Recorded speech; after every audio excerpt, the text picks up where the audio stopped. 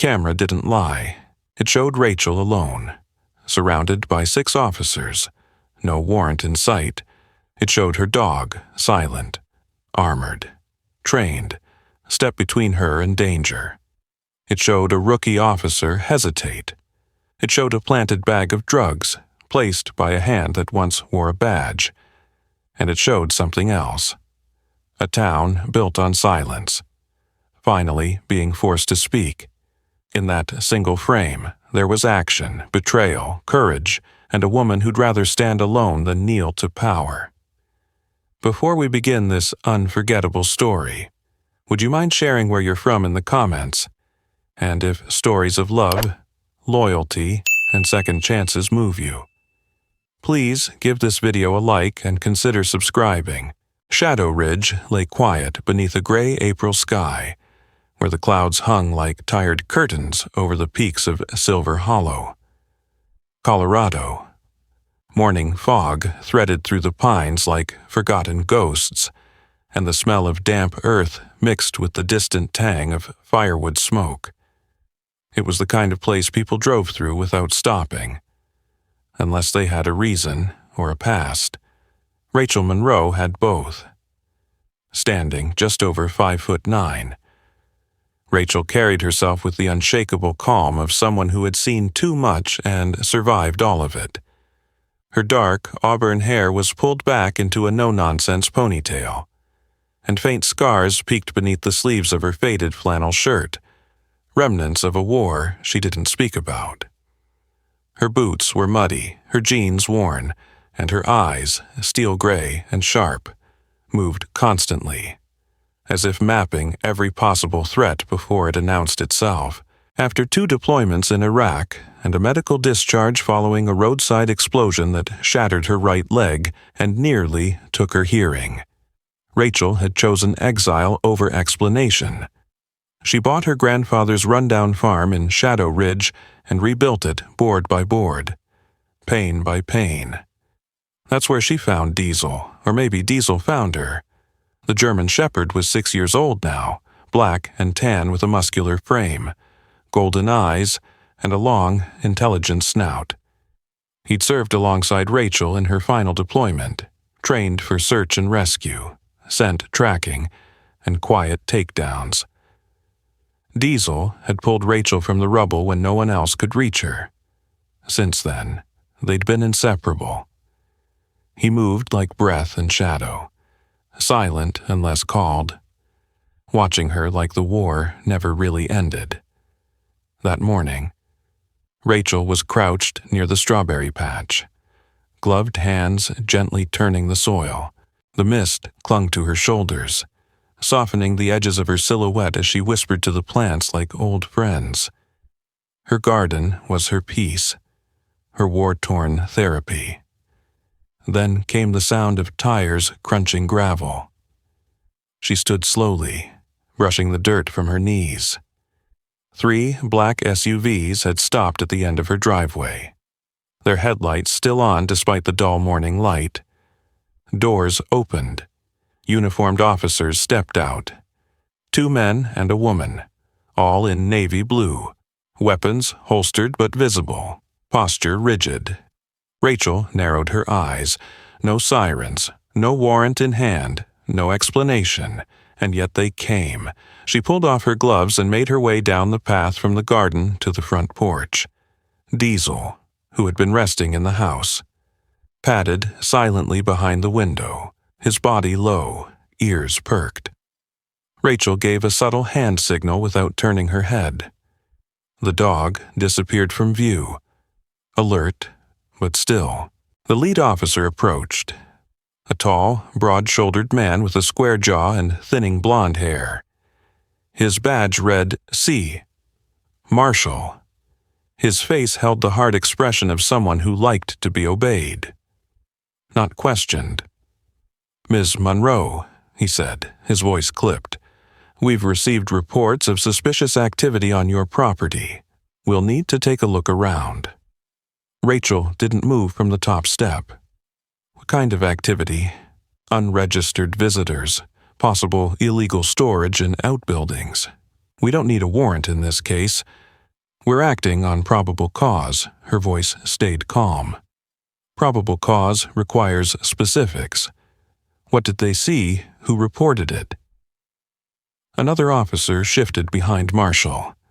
A younger woman with close-cropped hair and a skeptical look in her brown eyes. She seemed less certain than her leader, but didn't speak. Rachel marked her for later. "You can answer questions," Marshall said. "Or you can obstruct a lawful investigation." "Your choice." Rachel nodded slowly, then turned and walked into the house. Diesel stood near the back door, silent as ever. She knelt and whispered into his ear. The dog blinked once, understood. She returned outside alone, her arms at her sides, voice steady. "You can ask whatever you want, but until you show me a warrant, you're not stepping 1 inch onto my land." Marshall's jaw twitched. "This isn't Afghanistan, Monroe. This is Silver Hollow. You don't give orders here." "No," she said, "but I know the law, and I know abuse of power when I see it." There was a long, tense silence from the hill overlooking the property. A different kind of observer watched the scene unfold through a telephoto lens. Lena Brooks had been trailing land seizures across Iron County for the past 6 months.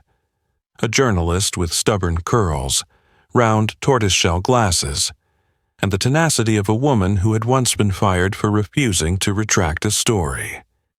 Lena had grown up in rural Appalachia. She had learned early that the system rarely played fair, especially with women, veterans, and people with no one to protect them. Rachel Monroe was a name that had come up more than once, quietly, always whispered when Lena asked about trouble properties, land that didn't want to sell, land that developers wanted badly. And now, without a word to the press, the cops had arrived. Lena clicked her shutter. Then she clicked record back at the driveway. Marshall took a half step forward. Diesel remained unseen. "We've been patient," the officer said. "We don't want this to escalate." Rachel said nothing. She could hear Diesel's breath through the window, measured. "Ready?" Then she saw it. One of the officers, tall, lanky, with a sunburned face and twitchy hands, was drifting toward the barn without permission. He didn't look curious. He looked like a man with something already in his pocket. Rachel's mind calculated the angles. This wasn't an inspection. It was an ambush. The wind had shifted in Shadow Ridge. What began as a silent, misty morning had now grown heavier, colder. The clouds churned above the pine hills like thick cream in stormy coffee, and a crow cawed in the distance, alone, sharp and unsettling. Rachel Monroe stood motionless on her porch, her eyes fixed on the lawmen spread across her land like wolves in search of weakness. A fourth vehicle rolled in, older and dust-worn. From it stepped a tall man with rigid shoulders and the grim pace of someone who had grown used to power. Sheriff Douglas Caldwell, in his late 50s, carried the kind of face the land remembers, long, gaunt, and weathered by pride. His gray hair was combed hard to the side, his boots were polished, and his tan uniform bore his rank like a badge of war. But it was his eyes, hazel and unreadable, that made Rachel narrow her gaze. They were the kind of eyes that looked straight through you. He didn't bother with the greeting. "Miss Monroe," he said, climbing the gravel steps. "We're conducting a narcotics sweep. You've been flagged in a recent tip." "A tip," Rachel echoed, her voice low but even. She made no move toward him. "And you have a warrant probable cause," Caldwell said without blinking. "We've had unusual activity reports from this property, under state code. I know what the code says." Rachel interrupted calmly. Her left hand rested near her hip, but her thumb grazed the interior pocket of her jacket. Inside, A small recording device silently began capturing everything. Behind her, just past the sheer curtain of the living room window, Diesel lay still, his body taut like a loaded spring. The German Shepherd was all muscle and obedience, black and tan fur sleek and clean. His amber eyes tracked every motion outside. Rachel had trained him not just for combat, but for control, and today, that mattered more than ever. Sheriff Caldwell didn't bother looking toward the house. Instead, he gestured, and officers began to fan out. Rachel watched as 2 men moved toward her barn, another toward the well. One headed toward the old woodshed by the south fence, the one that had once stored hay, but now held only rusted tools and a tarp-covered wheelbarrow. One of the men lagging behind the others was Deputy Mark Turner. Young and still carrying the baby-faced sincerity of someone who hadn't yet learned how to lie with his eyes. Mark looked out of place. He adjusted his belt, glanced back at Caldwell, then toward Rachel. His mouth parted slightly, as if to speak, but no words came. Instead, he simply watched the others, his posture stiff with unease. Rachel noticed, meanwhile, nearly 2 miles away, Lena Brooks downshifted her dusty Jeep as it bounced over the broken dirt road that led toward Shadow Ridge. The tires skidded over loose stone, the pine trees narrowing in like a tunnel. The news tip had come through a burner text, anonymous but urgent. "They're at the ridge. No warrant. Bring a lens." Lena didn't ask questions. She packed her camera and microphone in under a minute. The last few weeks had led her to a pattern: quiet farms, mostly owned by veterans or black families, suddenly flagged for activity. Their lands later sold at a discount to private developers. Rachel Monroe was the only one left who hadn't sold back on the property. The officer approaching the shed slowed down. He was heavyset, around 40, with narrow eyes and the kind of hands that didn't fidget, they calculated. His name tag read Delaney. Rachel watched from her porch, tracking his movement. Delaney looked over his shoulder once, toward the barn where other officers had disappeared, then opened the shed door and stepped inside. He was out of view for less than 15 seconds. But it was enough. Inside the house, Diesel's head rose sharply. His nose twitched twice. Then a low growl rumbled from deep in his throat, not the sound of aggression, but of confirmation. Rachel tensed. Outside, Delaney emerged and kicked the shed door shut behind him, his right hand patting the outer pocket of his jacket, now noticeably lighter than it had been before. Rachel turned slightly, whispering over her shoulder toward the window. "Mark it." Diesel moved. Not physically. He remained out of sight, but with one quiet press of his nose against the panel near the kitchen door. The motion sensors around the shed activated. At the same moment, Rachel's camera system went live, 5 discrete lenses around her property, now feeding directly into the Sentinel network. A veteran-run private server used by former Special Operations personnel to report abuse or danger.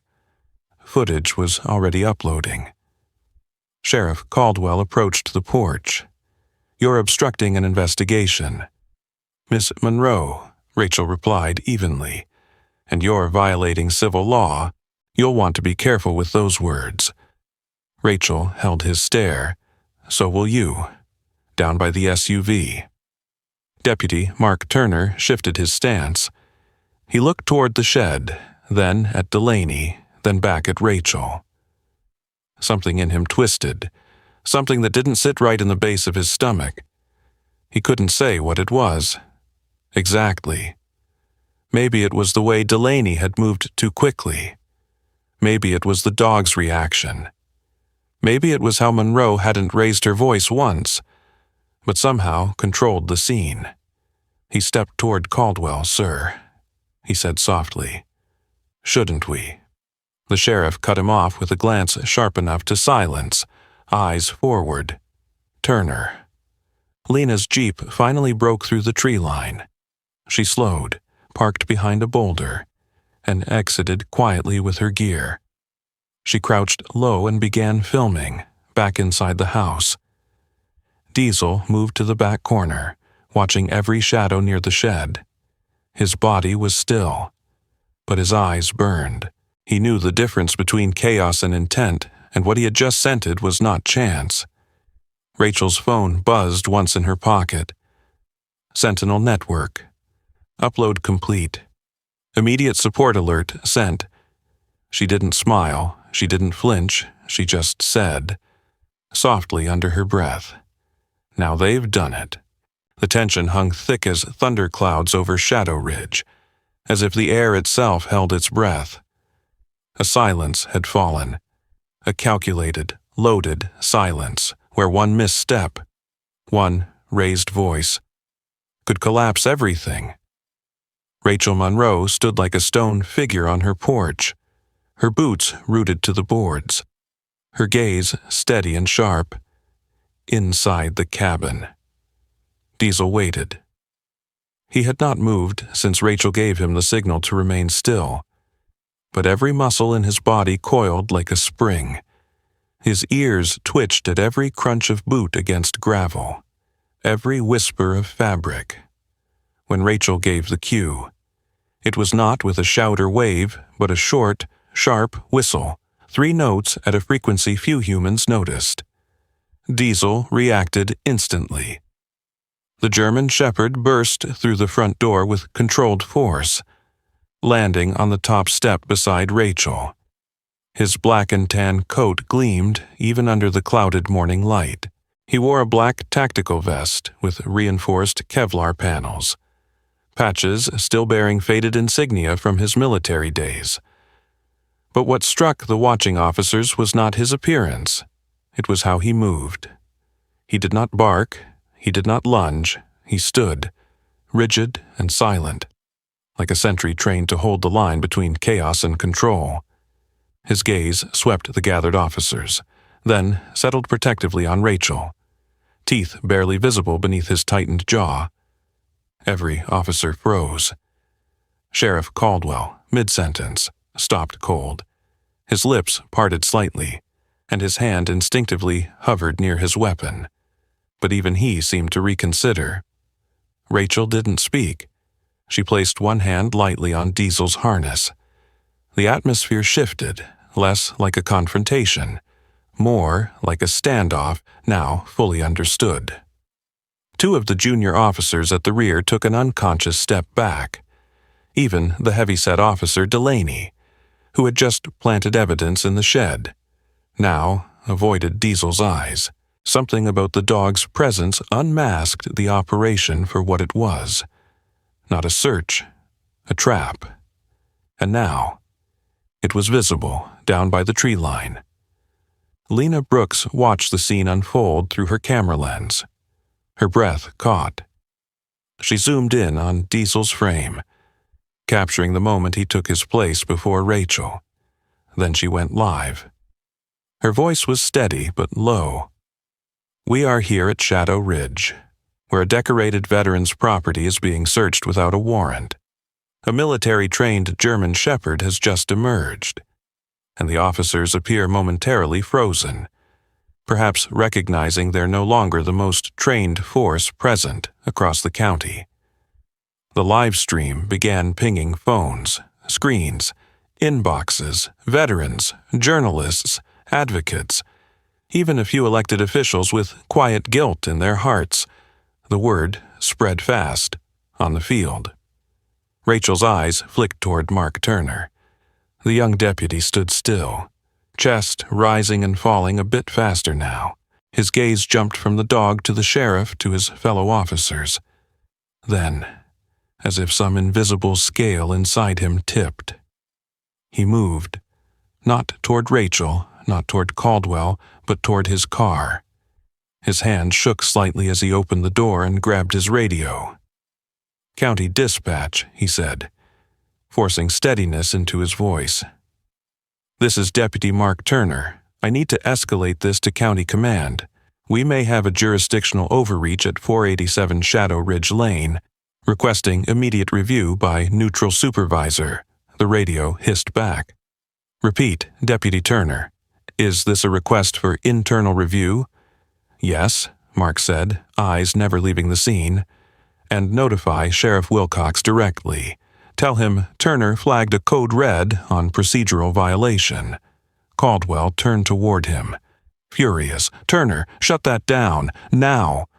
Mark stood firm, his jaw clenched. Sir, we have no warrant, and one of our officers just entered a private shed without consent.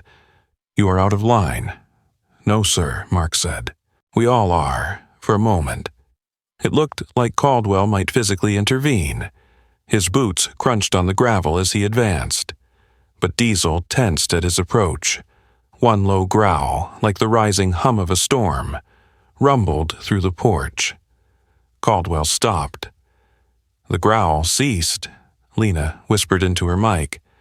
And there it is. Meanwhile. Her phone buzzed. It was from Janet Frey, an old contact in Denver's public records office. A terse message appeared. You were right. Monroe's land flagged for acquisition. Developer called Clearwater Dynamics. Council meeting records show planned zoning change. No public disclosure. Lena's heart skipped. She adjusted her angle, zoomed in on Caldwell's face, and pressed her voice into the live stream once more. We've just confirmed through public records that this land, Rachel Monroe's property, has been privately discussed for development through Clearwater Dynamics. Evidence suggests this search may not just be illegal, but a coordinated act of intimidation. Rachel heard the voice from Lena's stream echo faintly from one of the younger officers' open phones. She saw it in their faces. Doubt, realization. The silence shattered when Caldwell suddenly barked. Enough officers. Searched the house, but no one moved. Even Delaney shifted uneasily. One of the officers took off his gloves. Rachel straightened her back. Her voice came clear and crisp. You're on private land. Without cause, your attempt to plant evidence has been recorded, and this live stream is being saved off-site. You touch this house, and you're not just violating protocol, you're going to prison. The sheriff's jaw clenched. This isn't over. I agree. Rachel said, it's just begun. Then came the sound of tires on gravel. A black truck with county markings rolled up the road, dust kicking behind it. The door opened, and out stepped Sheriff Wilcox, the county sheriff. Caldwell's superior, broad-shouldered and slow-moving from decades of duty. Wilcox had the eyes of a man who'd long grown tired of cleaning up the messes of smaller men. He took one look at the gathering, the tactical dog on the porch, the open shed door, and the live-streaming journalist with a press badge. Then he said, Doug, call your men off, now. The storm had passed by midnight, but the wind remained, a cold, whispering thing that slid through the pines and rattled the gutters on Rachel Monroe's cabin. Diesel lay curled beside the front door, eyes half closed but never fully at rest. Rachel sat by the window, one hand wrapped around a ceramic mug of black coffee, the other resting on the butt of the pistol holstered at her side. She hadn't slept. Not after what had happened earlier that day. Since Sheriff Wilcox's unexpected arrival and the abrupt dispersal of Caldwell's team. The land had returned to silence, but it was a silence thick with weight, like a curtain drawn but not dropped. She had sent copies of her footage to her attorney, the Sentinel Network, and to Lena Brooks, who had promised to push the story up to state-level channels. Still, Rachel knew men like Caldwell didn't retreat. They regrouped. Diesel stirred. A low, barely audible rumble vibrated from his chest. His ears twitched. Then he rose, not fast, but alert, his nose twitching as he moved toward the back window. Rachel was on her feet a second later. She didn't reach for the porch light. She reached for the breaker box and killed all electricity. The cabin fell into total darkness, save for the faint glow of the moon cutting silver lines across the pine floor. Then she moved to the window and saw them. 5 shadows moving through the tree line, staying just beyond the reach of the moonlight. Too synchronized to be deer, too cautious to be hikers. 3 approached from the south where the shed stood. 2 more circled toward the rear. One of them carried a gas can. Rachel's breath slowed. Her hand reached under the staircase where an old army footlocker lay hidden. From it, she pulled a military-grade tactical harness and slipped it over Diesel. The vest fastened with 2 quick-release clips. She tapped once behind his left ear, his cue to enter high alert mode. Diesel's pupils narrowed, and his tail stilled. Rachel slid her Glock from the holster and whispered, "Shadows at rear. 3 front. We hold until contact." Diesel moved into position near the back door, waiting through the kitchen window. Rachel saw the figure closest to the shed, thick build, hunched gait, moving like a man who knew the layout. He paused at the shed door and bent over. Rachel caught the glint of a badge on his hip, half concealed by the hem of a black tactical jacket. It was Officer Delaney, the same man who had planted the bag earlier. Her grip tightened. The others moved in rhythm, clearly communicating without words. They were masked, black balaclavas, dark clothes, boots softened with foam soles. One of them held what looked like a crowbar. Another slung a compact rifle. This wasn't an intimidation visit. This was an execution. She pulled out her burner phone and pressed the Sentinel emergency beacon. The signal would ping every registered veteran within a 30-mile radius. She had no way of knowing who might respond or how soon, but she had bought herself a minute. That would be enough. One of the intruders stepped onto her back porch. Crouching to pour accelerant along the wooden steps, Rachel whispered, "Deploy." Diesel launched into motion. He didn't bark, he didn't howl. He simply vanished through the dog door and into the night like a whisper with fangs. Within seconds, a scream tore through the dark, a sharp cry of pain as Diesel latched onto the man's wrist and yanked him backward off the steps. The man landed hard, his weapon skidding across the ground. Another shadow turned toward the sound and raised a gun, but Rachel was already in motion, stepping onto the back porch, her silhouette barely visible against the sky. She fired once, low, controlled. The shot hit the ground inches from the attacker's feet, but it was enough. He dove behind a woodpile. "Drop your weapon," she shouted into the dark. The one with the crowbar charged toward the porch. Rachel pivoted, aimed low, and fired again. This time it caught his thigh. He went down screaming. The rest tried to scatter, but headlights bloomed in the trees behind them. A convoy, trucks, engines revving. From the northern trail, 2 black pickups emerged, mud-slick, tires oversized, flying no flags. These were not law enforcement. These were veterans. From the passenger side of the lead truck stepped a tall man in a flannel jacket and a backward cap, his hair white as smoke, eyes sharp and pale blue.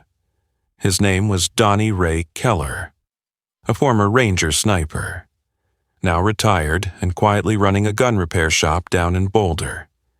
He was built like a barn and moved like a ghost. Donnie Ray raised a bullhorn and barked. On the ground. Now the attackers froze. Then more figures emerged behind the trucks.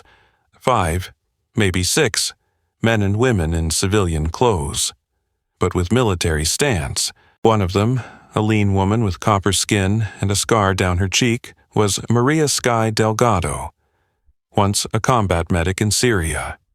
She carried a trauma kit in one hand and a sidearm in the other. "We've got wounded," she called out, holding fire. Rachel stood on her porch, Diesel back at her side, fur damp with sweat and blood. Her gaze scanned the field. 2 attackers lay on the ground, one sobbing, one unconscious. Delaney tried to run, but tripped over the gas can and was tackled by Donnie Ray, who pinned him with one knee and zip-tied his wrists.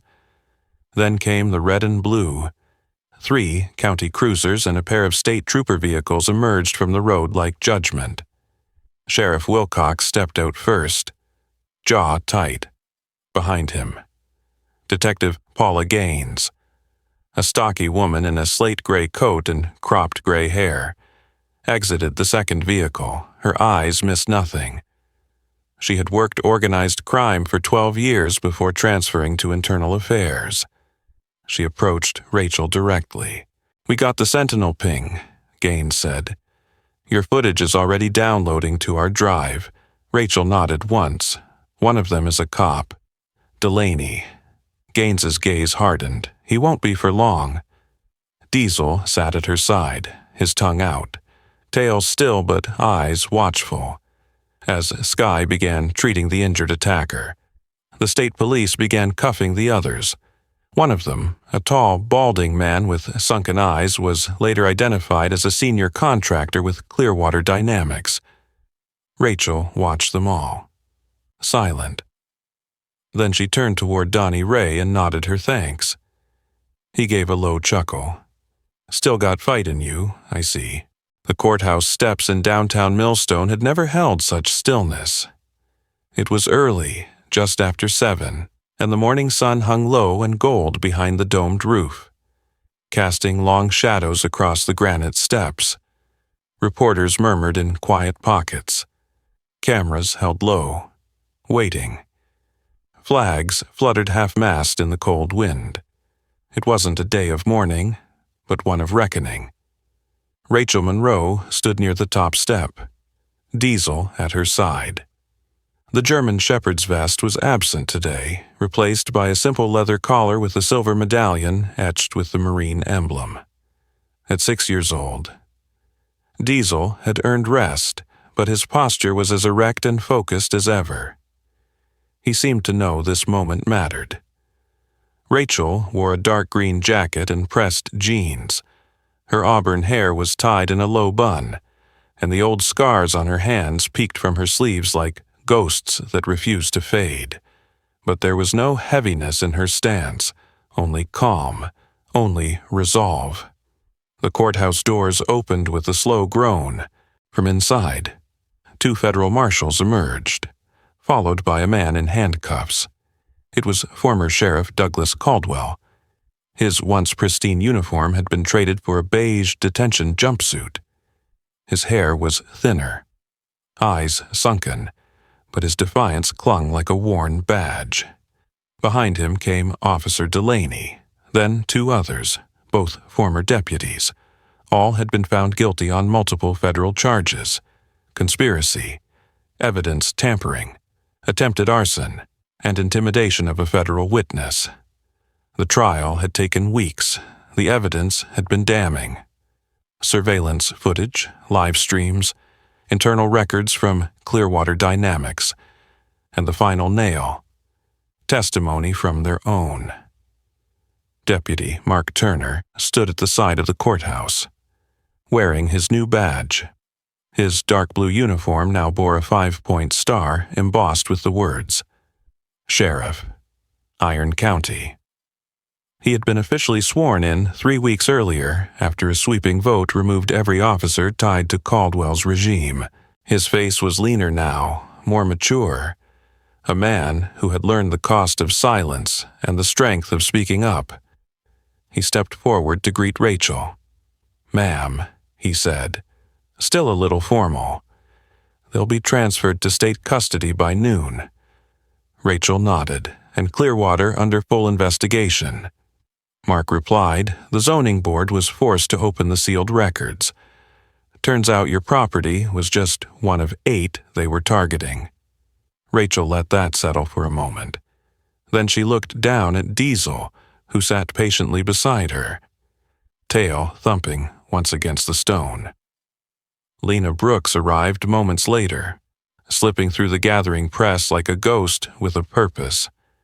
Her notebook was tucked into her messenger bag, and a small microphone clipped to her scarf. She looked more polished than she had 6 months ago. Clean blazer. Neatly styled hair, but the sharp fire behind her eyes remained. She greeted Rachel with a quick nod. "Regional Investigative Journalism Award," Lena said, almost sheepishly. Apparently. Truth still wins things. "You earned it," Rachel said, "and a hell of a lot more." They stood together as the prisoners were loaded into the van. Diesel's eyes tracked every motion as the doors slammed shut. Silence fell again. Then a voice rang out, a deep, gravel-lined drawl. "You planning on giving a speech? Or are we just here for show?" Donnie Ray Keller emerged from the crowd, dressed in worn denim and a faded Veterans for Justice ball cap. Behind him came Sky Delgado, her copper-colored jacket catching the light, and several others, members of the newly formed Guardians of Ridge, a non-profit initiative created in the aftermath of Rachel's ordeal. The organization provided security, legal advocacy, and tactical training for veterans and marginalized communities facing harassment or forced evictions. They had already prevented 2 illegal seizures in neighboring counties. Rachel stepped forward. Clearing her throat, the cameras raised. "My name is Rachel Monroe," she said, voice calm and grounded. "6 months ago, I stood on these steps accused of nothing, yet targeted for everything. Not because I had done wrong, but because I had refused to sell my home to people who thought they could erase my presence with enough pressure." She paused. "I served this country with honor, but it took what happened here for me to understand that service doesn't end on the battlefield. Sometimes it begins after." The crowd murmured quietly. Behind her, Diesel sat tall and still. "I want to thank Sheriff Mark Turner," she continued, turning slightly toward him, "for remembering what a badge is meant to represent, and to the veterans who stood beside me that night who came not out of vengeance, but to protect what we all swore to uphold. Thank you." A beat passed. She looked directly at the cameras. "To those watching who think their story doesn't matter, who feel isolated or unseen, let this be a reminder. You are not alone. When systems fail, people can rise together." Applause broke through the crowd, soft at first, then firm. Lena lowered her camera with glassy eyes. Mark nodded, his fingers closing over his badge as if to remind himself of the responsibility it now carried, as the press filtered away and sunlight stretched over the steps. Diesel finally relaxed, his head tilted into Rachel's side, a soft sigh escaping his chest. She reached down and scratched behind his ear. "We made it, old boy." Later that week, construction began on a new facility 20 miles north of Shadow Ridge. It sat on donated land, once a crumbling barn, now rising into a clean 2-story lodge with long windows and solar panels. The sign above its entrance read, "Guardians of Ridge, Veteran and Community Center." There, Rachel trained other veterans in self-defense, legal literacy, and tactical response. Diesel served as the official therapy dog and symbol of protection. His story, once tied to war and danger, now represented healing and strength. Lena continued her journalism, expanding her reporting into systemic land seizures across the Midwest. She stayed in touch with Rachel, often returning for interviews and community gatherings. Sheriff Turner restructured the Iron County Department from the ground up. Body cams became standard. Civilian review boards were introduced, and every new officer was required to spend 30 hours in community engagement training, something he personally oversaw. 6 months had rewritten a town. not with violence, but with resolve. And standing at the center of it was a woman, a dog, and a mission that refused to stay quiet. Sometimes, the greatest miracles are not loud or shining. They come quietly, in the form of a loyal dog, a neighbor who speaks up, or a veteran who refuses to back down. Rachel didn't ask for a spotlight, she only wanted peace. But when injustice knocked, she stood her ground with faith, courage, and a dog trained not just for war, but for protection. In a world that often feels heavy with corruption. This story reminds us, God still works through ordinary people, through truth-tellers, protectors, and those who will not be moved by fear. And sometimes, when the system fails, He sends someone, 2- or 4-legged, to stand in the gap.